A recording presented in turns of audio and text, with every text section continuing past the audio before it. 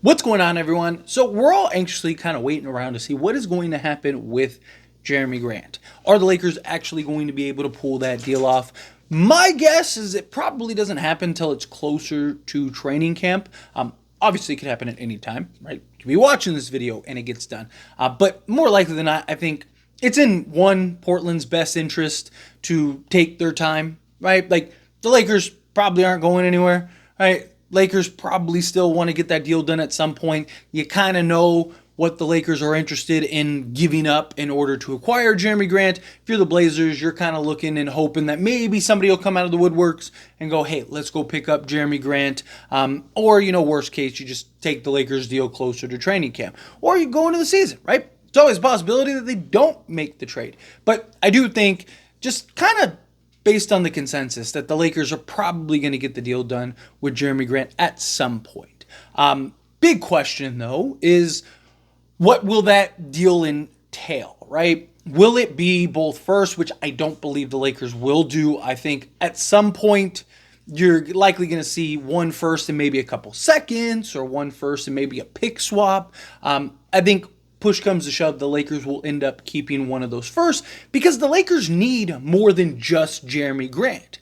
If like Jerami Grant was the answer, and it's like you get Jerami Grant and just hand the Lakers the championship, then you do that all day. You give up whatever it takes to do that, right? But that's not the reality, right? Lakers need Jerami Grant right? They need more than just Jerami Grant. And so you need to at least keep a first so that way you can then go make a move, make a trade to go land that other piece. Not necessarily has to be immediate, but one, again, Jerami Grant would take a ton of pressure off the Lakers for that move, right? So it kind of it takes away some of that perceived desperation, but also it would allow the Lakers to kind of breathe a little bit and go, okay, we can be a little patient and find the right move for that next piece, right? Ideally, it happens before training camp and the season begins, but worst case scenario, kind of play out the beginning of the season and then maybe pull something off.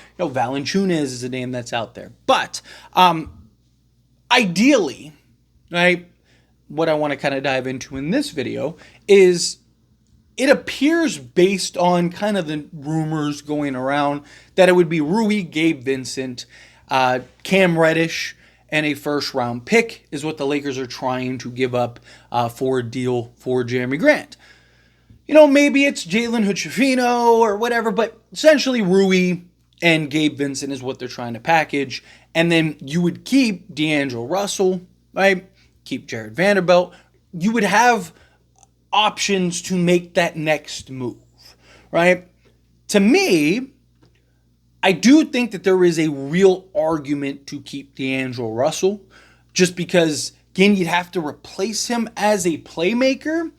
However, I think, one, you have LeBron James, right? He can step up in a pinch at any point and kind of just run the offense if need be. The idea is to have him play more off ball, but JJ Redick wants to have this kind of free-flowing motion offense, right? So I don't think it's going to be that type of offense where a point guard is bringing the ball up and they're just wheeling and dealing. No, I think what'll happen is you'll have, D'Lo bringing the ball up, boom, get you that first play, that first pass that gets you in your motion, your set, and then boom, now everything's just kind of going, right? Now all your actions are taking place, people are slotted where they need to be. There's constant ball movement. So I don't think it's going to be something where you have to have this excellent playmaker and distributor. It is good to have because at times, the sets aren't properly working or just like things are a little off today. It happens with all teams. It'd be nice to kind of have that guy you could default to that can just go make a play. Right? That's where I think D'Lo could be very valuable beyond his three-point shooting, obviously. But again, you kind of always have LeBron that you could default to in that regard. Now, there is the big concern, in my opinion, of what about when LeBron isn't in the game? Now, come playoffs and stuff like that, not going to be a big concern. But throughout the course of the season, there is that okay, well, if LeBron misses 15 games, because I think he'll play around 65 games. So if LeBron misses 15 games or whatever, chances are you're going to need D'Lo. You're going to need somebody like that can kind of get everything going. Maybe not, right? Given J.J. Redick and the type of offense he wants to run, it's a possibility. But it'd just kind of be a luxury. However, I do think if you can turn D'Lo into a Wendell Carter Jr., I think you do it, right? Like, genuinely. Like, because, again, Lakers need a 3-and-D wing, which you would get in Jerami Grant, and then could use another backup center, somebody that can slot alongside AD, somebody that can back up AD. You know, if AD misses a game, boom, you got that guy stepping up as the center. If LeBron misses a game, boom, you just slide AD to the 4. You got that center. Wendell Carter Jr., I think, would be great. And I want to kind of start diving into, several different combinations and stuff like that. But sticking with Wendell Carter for this video, I really do like the idea of Wendell Carter and his versatility.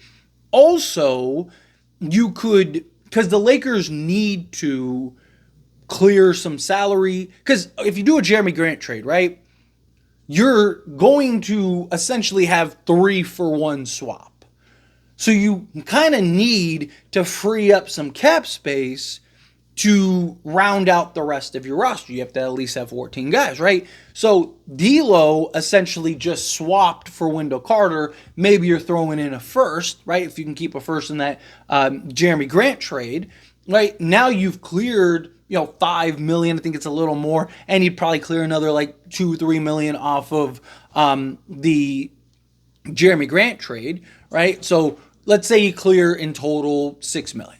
Right? Say it's like $1 million for the Jerami Grant trade, and then you clear, like $5 million in the D'Lo trade. Well, now you have essentially that $6 million to where you can go and get that 2 guys that you need to get to fill out the roster. Right? Now you could use your, full taxpayer mid-level, and then bring in, if you had to, you could bring in like a Blake Henson or something like that, right? Like, just bring his contract would be like $900,000. You'd be good. And then now you got your 14 guys on the roster, right? That would be the ideal situation. But now you have, and I mean, you could even start it if you want, right? Like, you could have LeBron slotted at the point, right? And, just for position's sake, he doesn't necessarily have to operate as the point, right? But you can slot him as that, right? Reeves, if you needed to, can be the initiator, which is kind of what it seems like the Lakers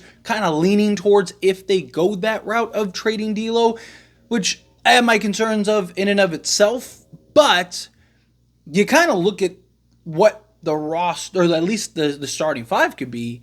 You're talking like LeBron, Reeves, Jerami Grant, Anthony Davis, and Wendell Carter Jr. That is very good. And you could still, if you wanted to, have LeBron kind of be and operate as that scout role on defense. So he can, he's out on the perimeter on the offense, and then he's playing the scout role on defense, and, he's out there. And then you can have Wendell Carter and Anthony Davis and their versatility and their size and their length kind of run a defensive set to where guys are kind of, almost like a zone if you wanted to. Right, and use that size and length to your advantage. You'd still have Jared Vanderbilt, still have Max Christie, right? Like, you'd still have several guys that you can just slot in a pinch, however you want to go about it, right? Like, I look at it and I go, you'd solve your center position, you'd solve your 3-and-D wing position, you'd still have Jared Vanderbilt for that assignment play where you just throw him out. Hey, we see Luka. Stop him for like 10 minutes a game, right? Don't worry about anything else. Your job is to slow him down and just focus all your energy and effort into him. Boom. And that's what he does. You have Max Christie. You have Dalton Connect still, right? If you want to, you could you don't have to go with Wendell Carter as a starter, right? You could go, 80 at the 5, LeBron at the 4, you go Vando if you wanted to at the 3. Would you like Jerami Grant kind of go big? Or you just go LeBron 80, Jerami Grant. Maybe it's Max Christie and Austin Reeves, right? maybe that's your starting five. Point is that you'd have real versatility in that regard. You'd have real size, you'd have athleticism, you'd have defense, you'd have, two serviceable big men. We're seeing what Anthony Davis is able to do with like Bam. Imagine him slotted alongside Wendell Carter Jr. Ideally, that's what I really lean towards. Like Wendell Carter Jr. or like Walker Kessler would be ideal in my opinion, right? But to me, again, it's always Jerami Grant right? Like, no matter who, I mean, even Clay and DeMar and it was always them and. I want to see the Lakers land Jerami Grant and then go pivot and go get that other piece. Ideally, it'd be Wendell Carter Jr. Supposedly, the Magic are still interested in D'Angelo Russell because they don't have that real playmaking point guard. Maybe you work it out to, maybe you get Wendell Carter Jr. and you get like a Cole Anthony, right? Supposedly, Orlando's willing to give up Cole Anthony, right? Maybe you get something like that just to have that kind of supplementary kind of point guard, right? He's not really the playmaker, but he can initiate, he can shoot and score and do all those things. And then now Orlando kind of gets their playmaking point guard. And then on top of their playmaking point guard, then they also get, or they're getting off of a couple guys. They have expiring contract. If it doesn't work out, wipe their hands clean. If it does work out, you give them a new contract and all is good. And then the Lakers, they could, maybe work it out to where they get a Cole Anthony and then get a Wendell Carter Jr. Obviously, you'd have to give up more, probably Jared Vanderbilt and that type of deal. But, again, it just gives you exploration options. But if push comes to shove, if this offseason we basically end up with Wendell Carter Jr. and Jerami Grant, sounds good to me. I think now you're talking about the Lakers being a legit contender.